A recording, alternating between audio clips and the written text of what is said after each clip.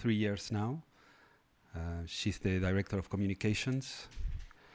She has a BA in Political Science, and she's in charge of implementing the project that we call the Dissemination Plan, which she will expand on that, and is regards to making the teachings available worldwide. Part of this plan is a magazine, online magazine called the Immeasurable. We're going to watch a video that is part of that project. They are beautiful short videos. And I think by the end of her presentation, there will be a panel with two ex-residential scholars or students who were part of this project, the Residential Scholar Program, a few years ago, and they stayed at the center, at the Krishnamurti Center, for a year at the time. So, yeah, here we go. Thank you.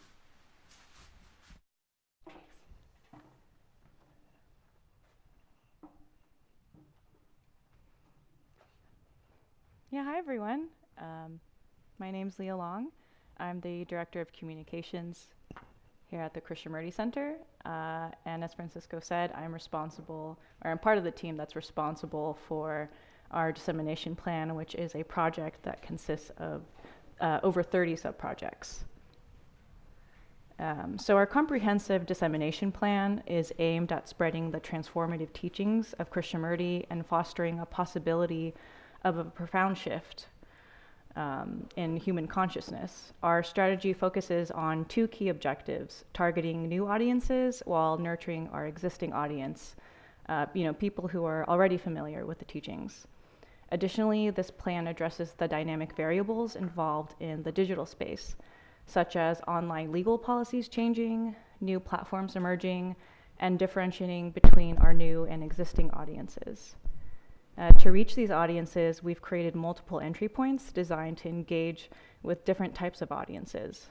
Our aim is to provide multiple opportunities for both new and existing audiences to explore the teachings at various depths. We recognize the significance of expanding our digital reach by delivering diverse forms of content that appeal to the diverse online user base that frequents different platforms on the internet. With over 4.9 billion users globally, social media has undeniably become an integral part of our lives. Its widespread adoption has necessitated a shift towards online platforms, supplementing conventional methods such as printing books or DVDs for dissemination.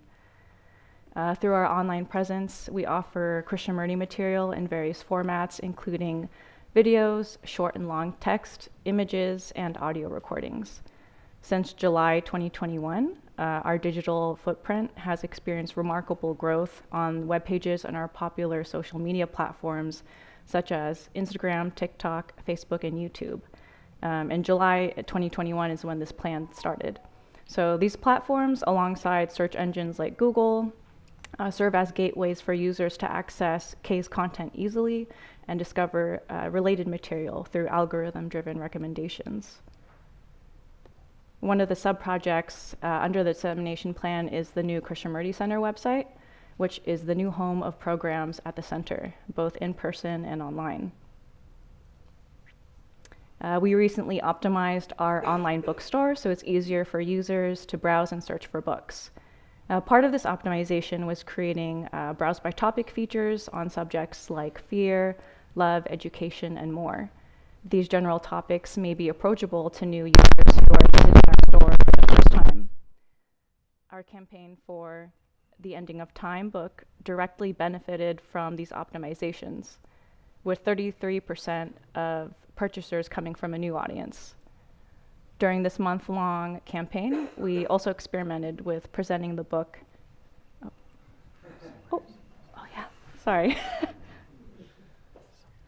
go ahead.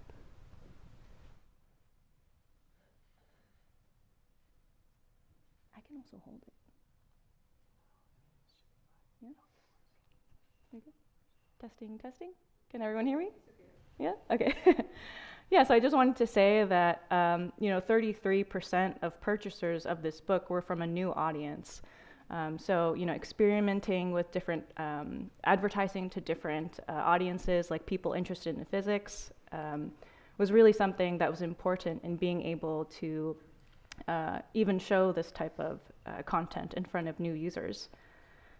It's also important, though, with hard copy book sales to note that it's really, really hard to compete with online retailers like Amazon, who always or usually have a cheaper price available. Another project that we have is the Krishnamurti online radio, which broadcasts original Krishnamurti material 24/7. It's been streamed over 4,000 times. It continues to be a popular choice with users, especially in the United States and India.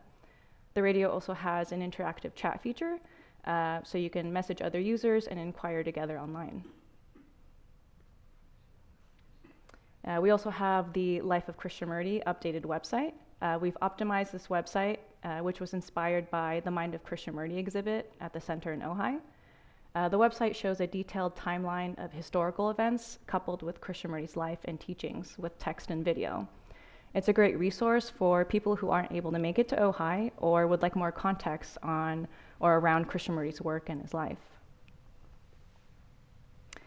Social media has emerged as a valuable tool for spreading Krishnamurti's teachings to a global audience. Its wide-reaching capabilities transcend geographical boundaries, allowing individuals from various backgrounds to access and engage with his profound words.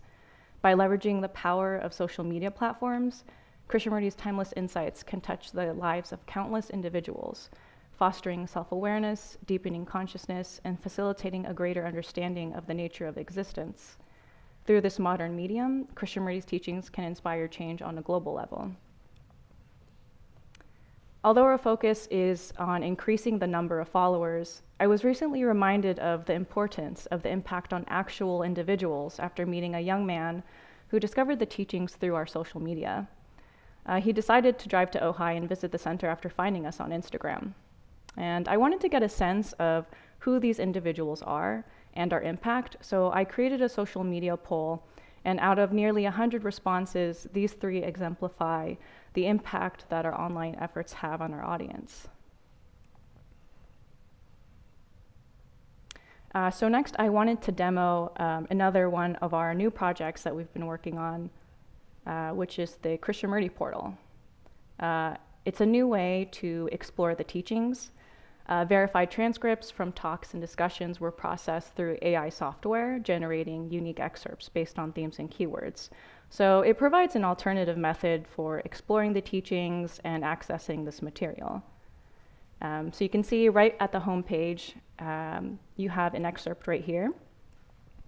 And down below is where the topic is. So this excerpt is on the topic of fragmentation.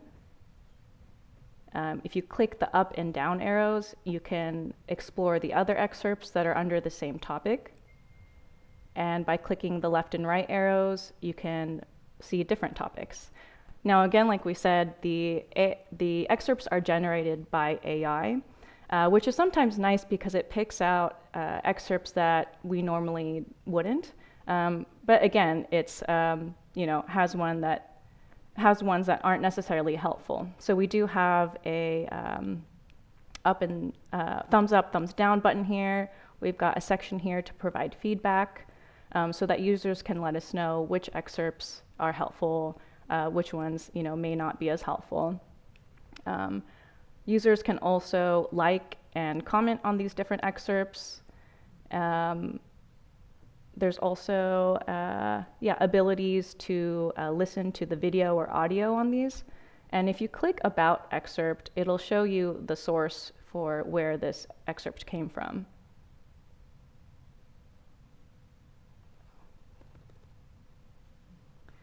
You can view the full transcript and also view any audio or video that's associated with this transcript.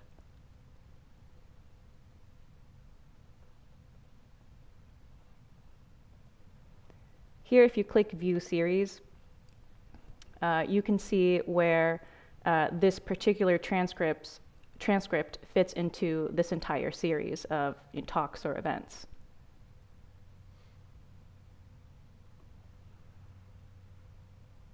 So here you can see that that transcript came from the series of Is It Possible to Observe the Whole Movement of Consciousness?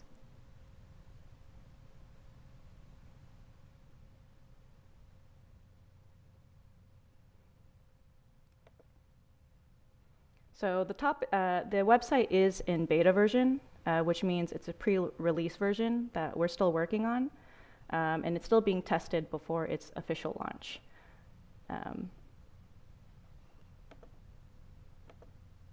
Yeah, here you can see the different types of topics we have, and it's just a great way to be able to contextualize, where these transcripts are coming from, where these quotes and excerpts are coming from.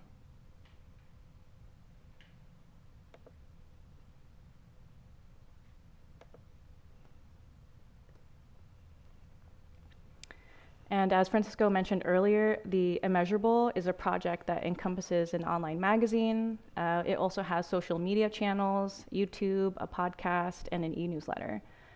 With a mission to continually expand its reach, the project aims to provide accessibility and depth in studying the teachings. By exploring current themes of our time, the Immeasurable offers a platform for thought-provoking discussions. Oh, I'm sorry, this was...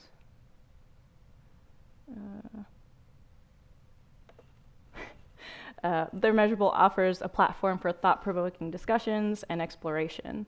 It seeks to create different entry points for new audiences, welcoming individuals from various backgrounds to engage with the content. The project prioritizes the young adult audience, aiming to maintain its relevance and appeal to the upcoming generation of curious minds. The project's online presence has gained significant traction and enthusiastic reception. The engaging content shared on various social media platforms has resonated with audiences, fostering a space where one can participate in discussions and inquire together online. One of the significant outcomes of the Immeasurable project is its ability to serve as a catalyst, guiding individuals towards exploring Krishnamurti's extensive body of work, or even inspiring them to participate in programs at the center. Since starting this dissemination plan, I've met multiple young adults who discovered Krishnamurti and visited the center or participated in our programs after listening to our podcast or finding our social media. And now I invite you to watch some of the content we produce. One of our most recent Immeasurable videos titled The Root of Fear.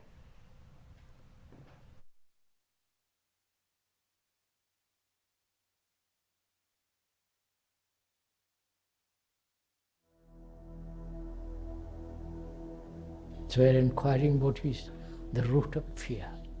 Not a particular fear, but the root of all fear. The root of fear is time. What I will be, what I have been, what I might not be. Time is the past, the present, and the future. The past modifying itself in the present and continuing in the future. Fear of something that has happened psychologically or physically last week or last year, and hoping that it will not continue in the future. So time is a factor of fear. The poor man, fear of not being able to find the next meal. The fear of having no home, no shelter, no food. And the effect of fear, both on the physical organism and the psychological, on the psyche. And the very psyche may be made up of fear. Please understand that. You understand? The psyche, what you are, may be the result of fear. And probably is. So it's important to understand the depth of and the meaning of fear. And that is time and thought.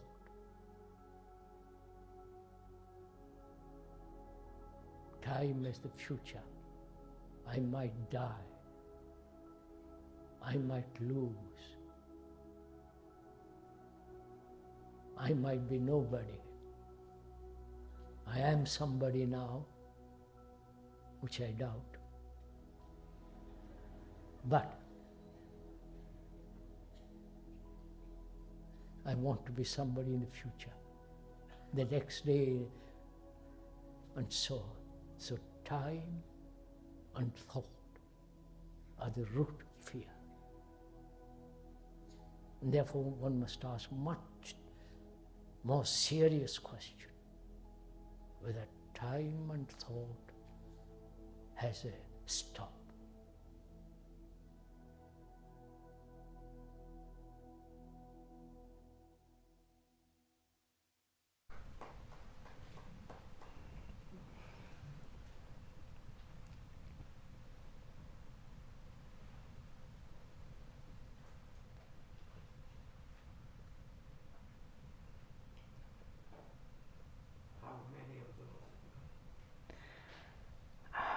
I think we have under 30, about.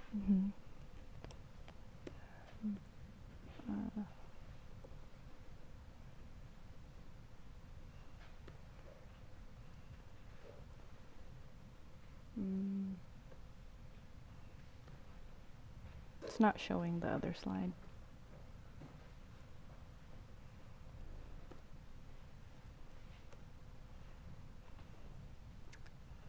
I can just show it like this too. That's okay, yeah. Yeah, so another one of our sub-projects under the Dissemination Plan is the Residential Scholar Program. It's a unique opportunity for those who are interested in immersing themselves in Krishnamurti's teachings. Participants have the chance to engage in daily activities such as attending dialogues and programs led by facilitators. They also have access to the center's extensive library. The program emphasizes self-inquiry and exploration of fundamental questions in life, consciousness and the nature of the mind. It provides a supportive environment for individuals to delve into these topics and develop their own insights. Participants are encouraged to actively engage in dialogue with others, fostering a sense of community and shared exploration. By living and learning at the Krishnamurti Center, scholars can deepen their understanding of Krishnamurti's work, expand their perspectives, and apply these insights. Now, I'd like to welcome two of our former residential scholars up to the stage and open things up for questions from the audience. Thanks for listening.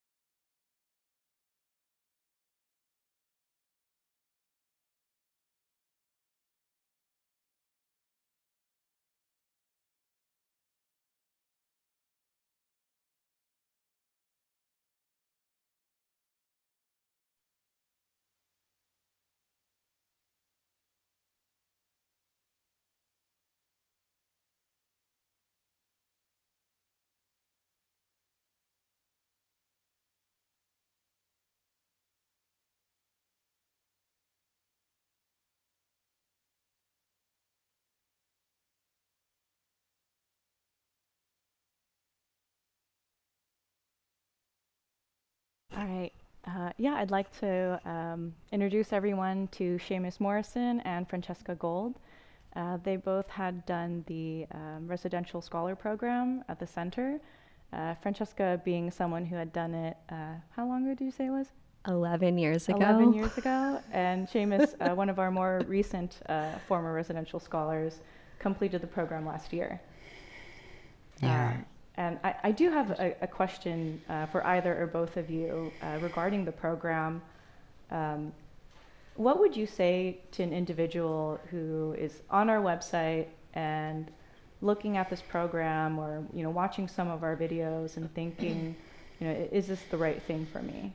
How do I know if I'm fit for this, or if this would be something that could be for me? Yeah, that's a big, important question, because, I came for a year. I think you were also here for a year. 7 months. 7 months, Yeah. almost a year. And it takes a good chunk of time out of your life. And so you have to really ask it for yourself. No one can answer it for you. So you have to sit with it and contemplate on it. And there's so many variables that go into making such a decision. So it just depends where they're at in their life. And I think being really open and willing, and it's a beautiful space to come to live in Ojai and be at the center is a phenomenal place to live, and to engage in this self-inquiry day in and day out and live with other people it's demanding, and things come up, and so you have to be very willing to look at yourself. Yeah. As Francesca mentioned, there are a lot of variables that go into that decision, and for me, it was maybe a little more straightforward because I went to school here, but I would say that if you just find yourself asking those questions, that you can't really get answers to, this is the place to find out those answers. Just if you have an interest, in knowing yourself, in relation to others, and for me, it kind of felt like a safe place to go, because obviously, the center is such a beautiful place, and it's really nice to live there, to be able to just have access to that amazing library and garden, so it was just kind of, it's just if you want to be in that place of learning about yourself, then I would definitely recommend it. So. And did either of you find that, were there any expectations prior to the program? And if there were, how did you find that those were changed or challenged? And there's always expectations, right? At least 11 years ago when I did the program, I was living in a world of constantly having expectations, and then constantly they're never met. I'd say if I did it at this point in my life, maybe I'm a lot more open than I was when I did it. But that's what I was saying about willingness and having an open mind. Like, I think if you come with expectations, they may or may not be met, depending on what they are, of course. And So I'm sorry. Did you mean what did you mean exactly by expectations? Yeah, so if you thought the program might go a certain way, or things like that. Yeah, right.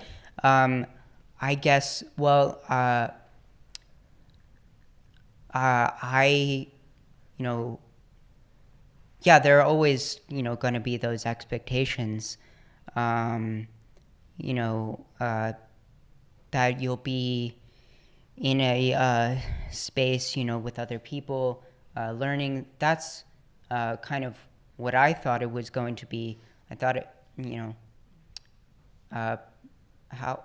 there was a little bit more self-inquiry than I expected, in that regard because of COVID.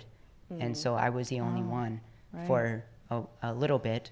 But other than that, all my expectations were met, and I met some amazing people. And I think that, you just never know. And going into with that open mind, that really, it helped me in a lot of ways, just be open to learning, whatever comes up about myself in whatever way. So, yeah. What's it like doing this program, like living with other scholars? Well, you didn't live with any, you just said. For a so. while, Oh well, yeah, I did live with other people. It's interesting. I didn't have roommates in college, or for most of college, and so it was a new experience for me. But at the same time, I felt like I was more able to delve deeper into self-inquiry, because it is about that relationship to others, and so I would say it really helped, living with others, meeting amazing people, and there are always challenges of well, maybe the kitchen is, there's people sharing the kitchen, but those are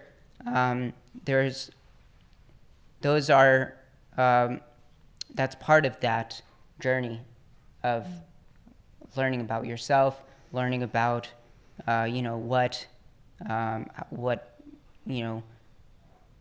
about what you value, what you're grateful for, also what challenges you, and confronting those challenges leads to the biggest growth. So I'm really grateful for that. And were there any particular themes that came up during your time in the program? I'm still thinking about the last question. Oh yeah, sorry. Shall I? Yeah, please. So I was in my mid-20s when I came to the program.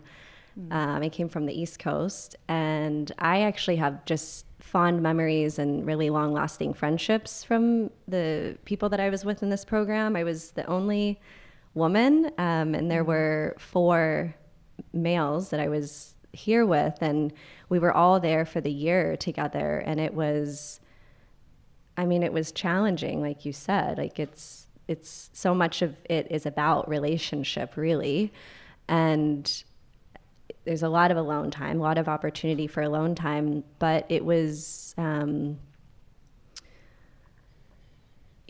like revolutionary for me at that point in my life to be in such close contact over a long period of time with different personalities and different people with different backgrounds. And like I said, I was in my 20s, and it just, to come here by myself and to explore, or to sit and read a book or to watch a video is one thing, or even dialoguing is one thing, but to live and to just be on the campus and talk to retreat guests and talk to the other people in the program and have relationship with them was transformational. So yeah. And then in terms of themes,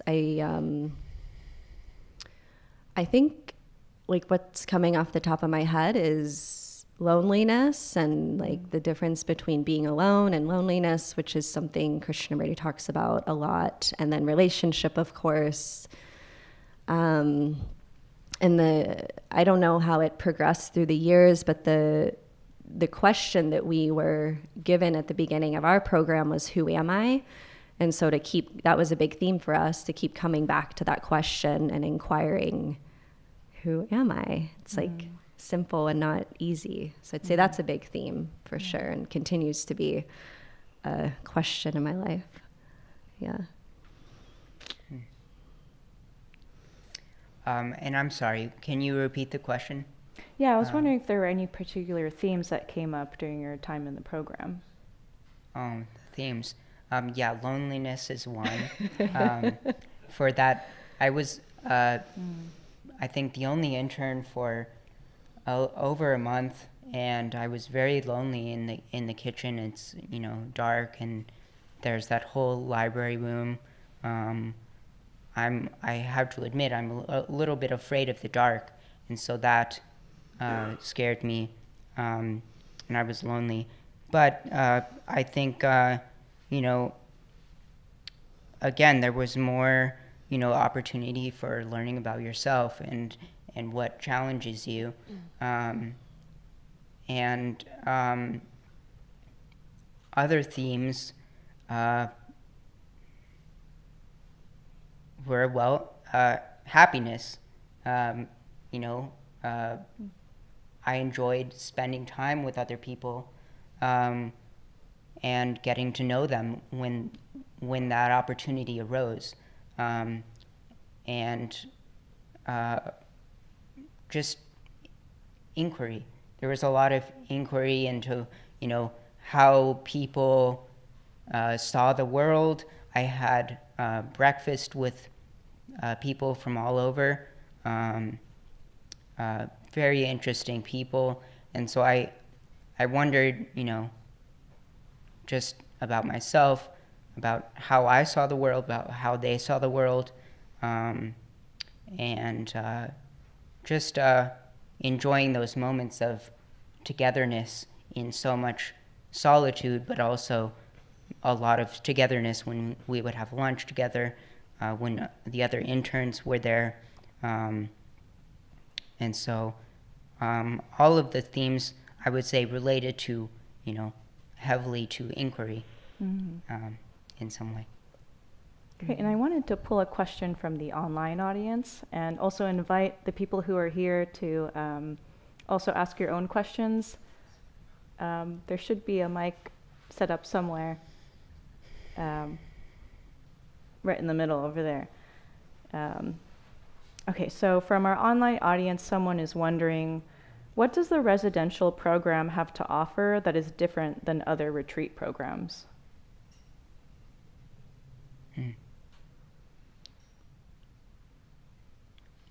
I don't know what other kind of retreat programs this person has in mind. Thank you for your question. The word that's coming to mind is spaciousness, and I don't know if this is the right word, but tolerance, something like that. Like there's a lot of space, and there's just a lot of allowing. Maybe that's a better word or a different word. Yeah. That's my short answer. Yeah, spaciousness. Very, very good answer. Thank you for your question. What I would say is that, well, I haven't done too many retreats, but I think in the dialogues we were very focused on one, you know, theme, and then people had different ideas on that one theme, and then people would say some very intelligent things, and me, being who I am, could not follow at all times. But I really enjoyed the dialogues because it was that, you know, that inquiry and togetherness, and I grew close to people through their shared inquiry. But in the residential program, yeah, there was, again, much more spaciousness, a lot more focused inquiry, but in a different way. I felt, you know, like I was learning a lot about myself, and definitely, you know, being on the campus is just such an extraordinary thing, and for that inquiry, and so, yeah, it was different, more focused on the self, I would say. Mm-hmm. And I would also add there's a level of seriousness that's available here, as serious as like you want it to be, I guess. And there's a level of rigor, especially when you're engaged in like the dialogues, but then there's also weekend programs or week-long programs that are phenomenal for just not just going into something, but then going into it again later that day, from a different entry point, or the next day and then the next day, and really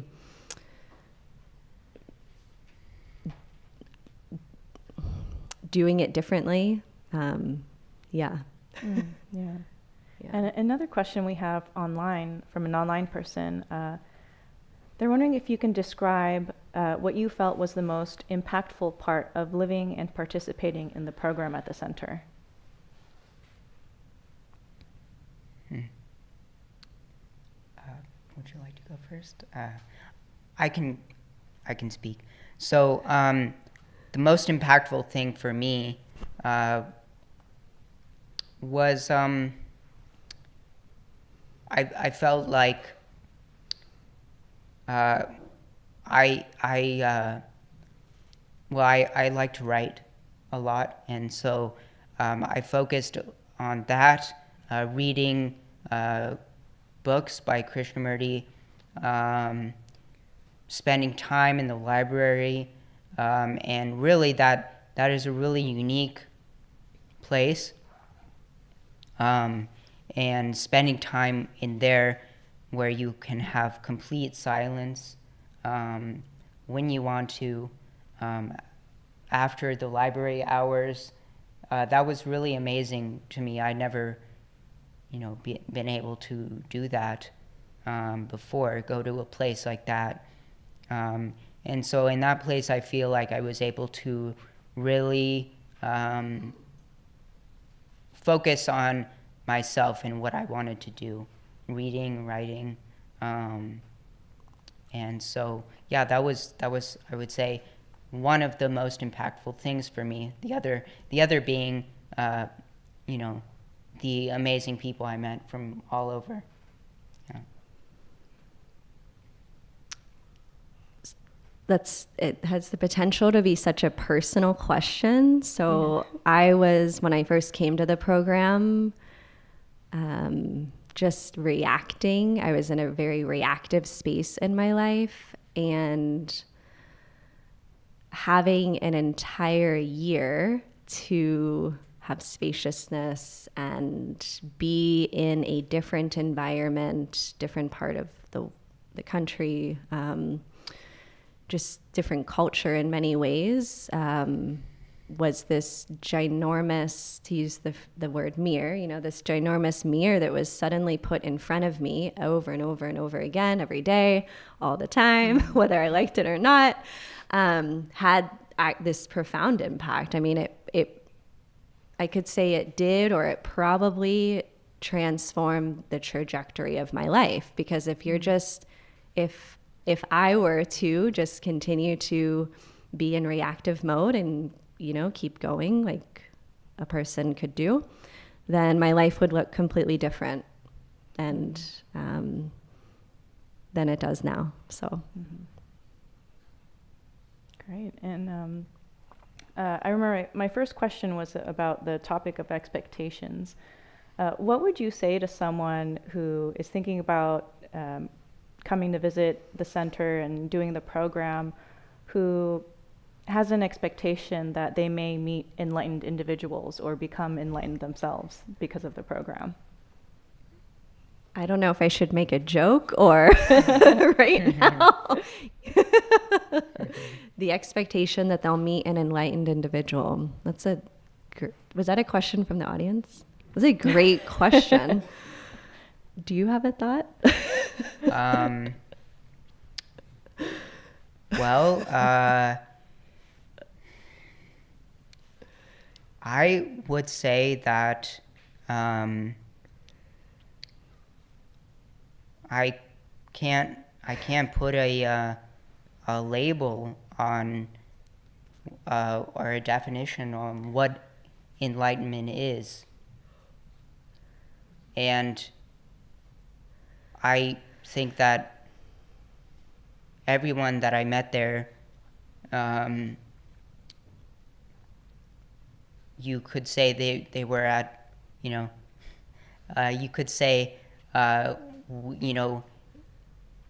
that there are different stages of enlightenment, but we're all just,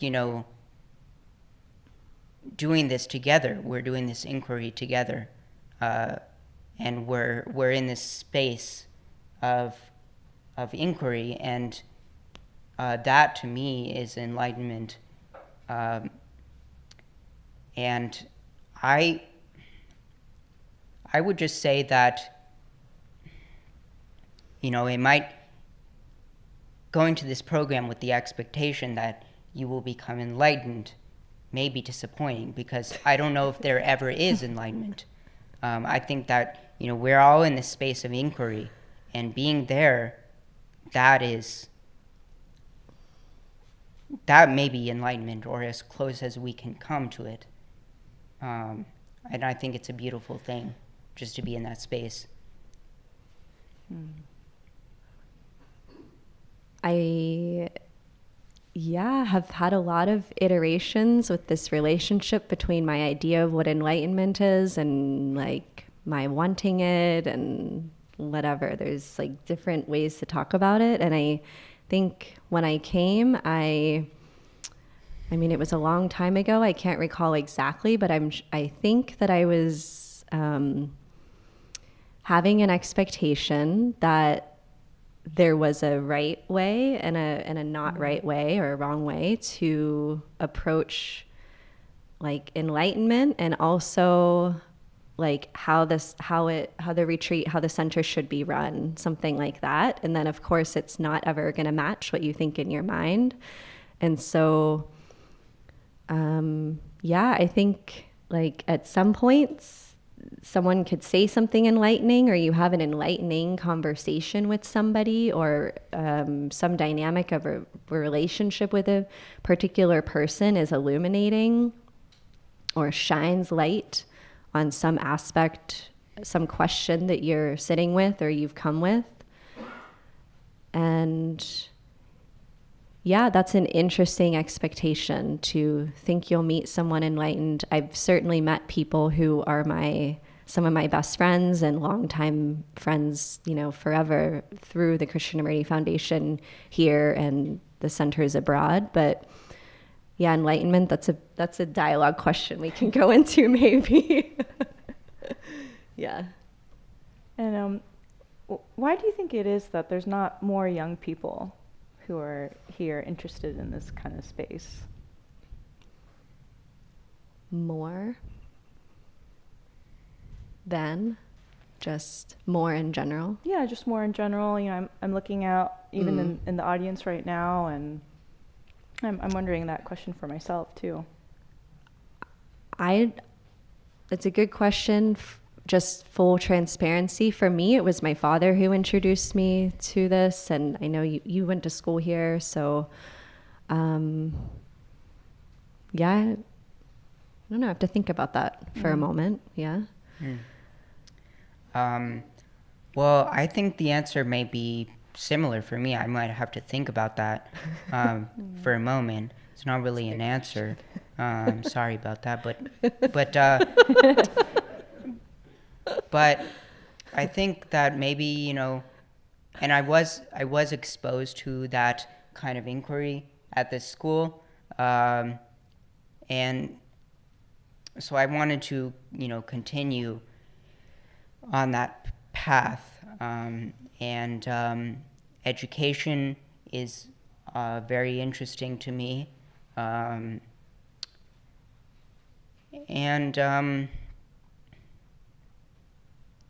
but I think it does take,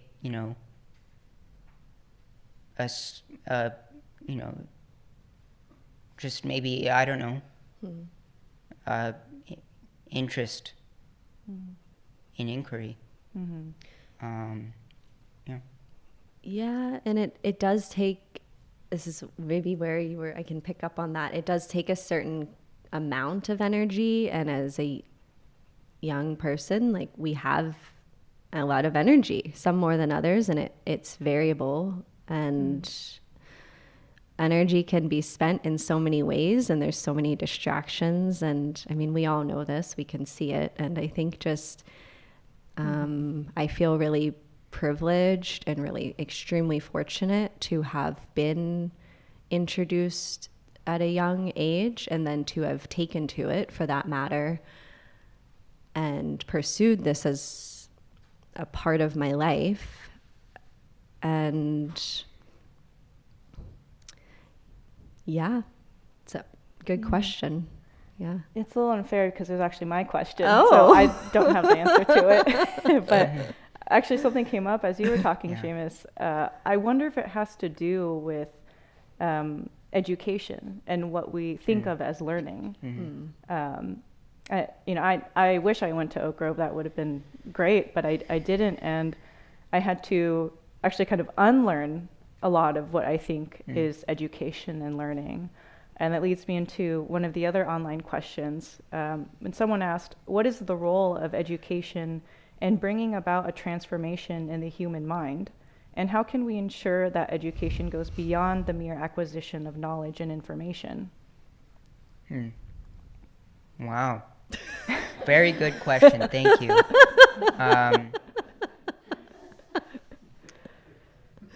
Well, I would say that it again, it requires that interest, interest in learning about yourself, about others, but also just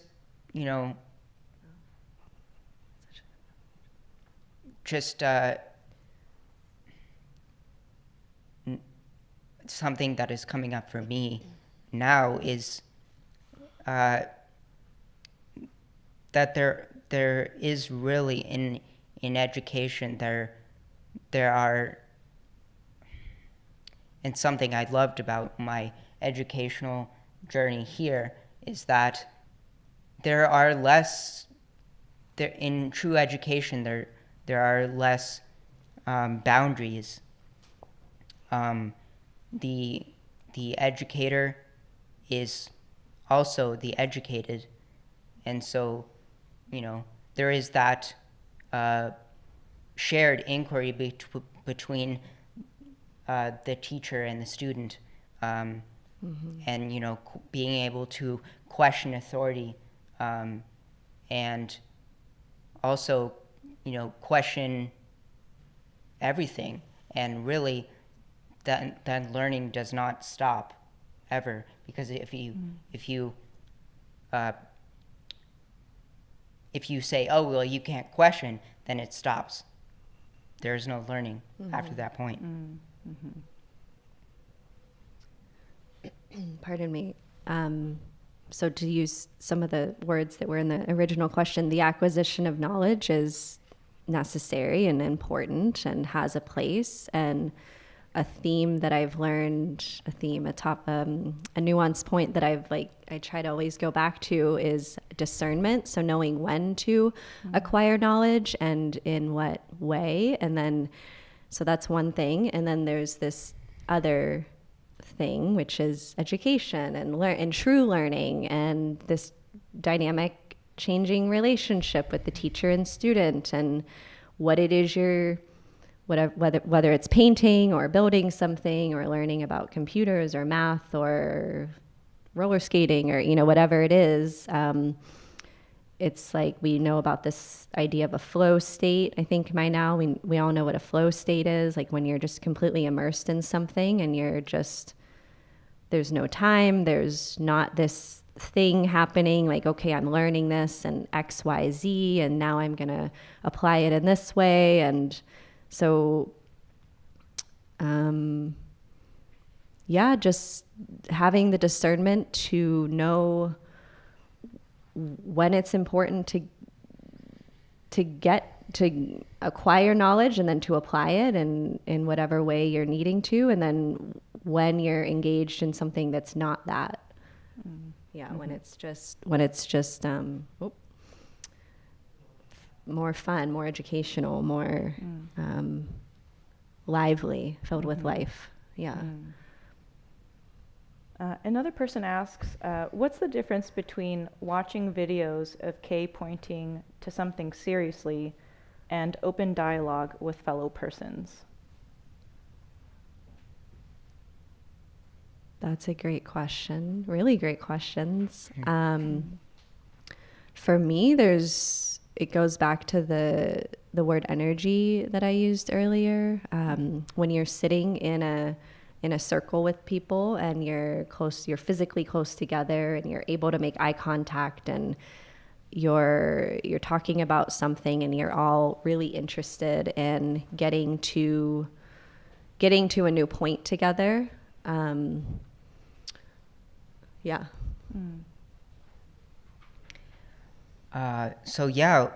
you're in dialogue, there's I feel like, something that I thought about a lot when I was in dialogue was just how the conversation can go in any way, and it's really kind of unpredictable which way the conversation will go. And sometimes you want to say something, but the conversation is already going a different way, and letting that inquiry go where it goes, I feel like that's part of the process of being in dialogue, and letting the conversation or dialogue, it's a very deep conversation, go in whatever way it will. And sometimes if you have something that you really want to say, that can be difficult because you just really want to say it. And so maybe letting that go to a certain extent and just letting the conversation go where it will, that's part of the process. And then when Krishnamurti points to something specific, when there's a specific topic in mind, then we just listen, and then I would say listening, and when you're in dialogue, I think there's there could be a tendency to not listen and just think about what you have to say, and more in the loss of not being able to say it. That was one thing that came up for me. Yeah, I would say also that being in dialogue with other people is often like a mirror's being held up to me, because I'll often, like, the images I have about other people and myself are revealed, where that wouldn't really happen as much if I was just watching a video in my room by myself. But when I'm in a circle with people, it's like, I'm noticing all these thoughts that are coming up, and that in itself, it has a lot of profound impact. That for sure. And then also when you're dialoguing, there's usually sometimes people there who have been doing it for a really long time, and they'll know how to say something in a different way than you're used to hearing. And just that change in word, or just that some simple shift, could have a big impact on the way you are understanding something on an intellectual level, and then the way that it changes in you, and then you can go from there.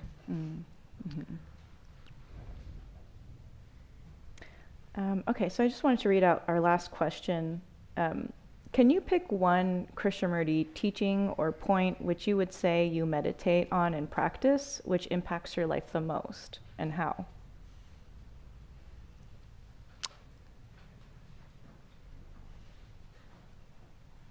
Are we finished? Or? One more question if you want. Oh yeah, we're on the last one. Yeah. Okay. Oh yeah, I can answer that. So I think that for me, something that's really important, very prevalent in my life, is the idea of, I don't know if Krishnamurti talked about this explicitly, but of no self, and that that you are, never the same person really, that you're always, informed by what goes on outside of you, that's not, within our control, and so I would just say, that, there's the two concepts that he talks about, the observer and the observed. And so those are just really important for me. And I can't always figure out how to put the two together. He says the observer is the observed. And sometimes I know what that means, and most of the time I don't. And so that has been important to me. So that, yeah. That's what I have to say. And just the note, you mentioned control. And so for me, it's coming back to meditation. And there's this quote that's, I'll paraphrase, it might be right, it might not be, but it's, meditation is the breeze that comes through the window when the window is left open. But if you deliberately invite it in, if you deliberately leave the window open and invite it in, it won't come.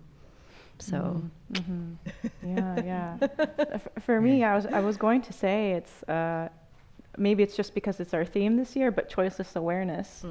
This like idea that I don't actually have to like do something in order to see myself or others. It's not like I'm sitting here telling myself, okay, you're gonna get clarity or you're gonna have an insight.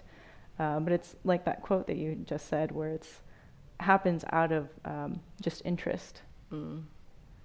And along that, did you find that there were perhaps any like motives upon joining the program that were revealed to you during the program? Like for joining it, I mean? I don't know if I worded that the best way, but... Personal motives for Sure, joining yeah. it? Again, it was so long ago, I'm trying to remember who that person was. Do you have anything? Motives, I would say just, wanting to be in that space again of inquiry, and, I having been in one for 6 years, and then going away to college, and then I came back home, and I wanted to be in that space again.